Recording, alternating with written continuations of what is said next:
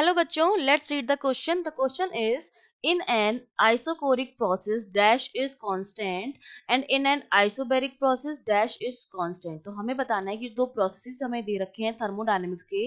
इन दोनों प्रोसेस में कौन सी चीजें जो है वो कांस्टेंट रहती हैं. तो की कॉन्सेप्ट में हमें क्या पता होना चाहिए? की कॉन्सेप्ट में पता होना चाहिए जब हम इन प्रोसेसेस की बात करते हैं थर्मोडायनेमिक्स के प्रोसेसेस की बात करते हैं, तो हमारे पास देखिए 5 तरह के प्रोसेस होते हैं, जिसमें आइसोकोरिक आता है, आइसोबारिक आता है, एडियाबैटिक आता है, आइसोथर्मल आता है. ठीक है, ये प्रोसेसेस आपके होते हैं. अब आपको देखिए, आपको दे रखा है आइसोकोरिक प्रोसेस. आइसोकोरिक प्रोसेस में क्या होता है? किसी भी क्लोज सिस्टम में ये वो प्रोसेस होता है जिसमें किसी भी क्लोज सिस्टम में जो वॉल्यूम होता है हमारा, वो क्या रहता है? कांस्टेंट रहता है.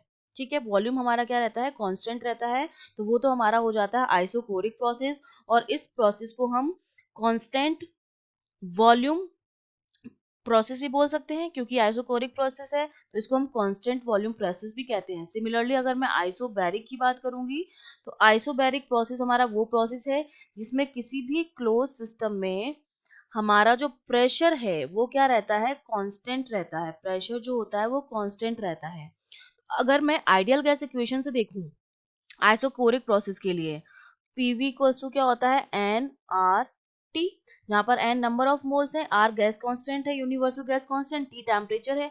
अगर मैं वॉल्यूम को कांस्टेंट कर दूं, तो यहाँ से मेरा जो पी है, अगर एन और आर को भी मैं कांस्टेंट मान लूं कि नंबर ऑफ मोल्स जो है किसी भी क्लोज सिस्टम में वो फिक्स हैं, और आर तो यूनिवर्सल कांस्टेंट है ही, तो इसमें प्रेशर जो आता है वो टेम्परेचर के डायरेक्टली प्रोपोर्शनल आता है फॉर आइसोकोरिक प्रोसेस.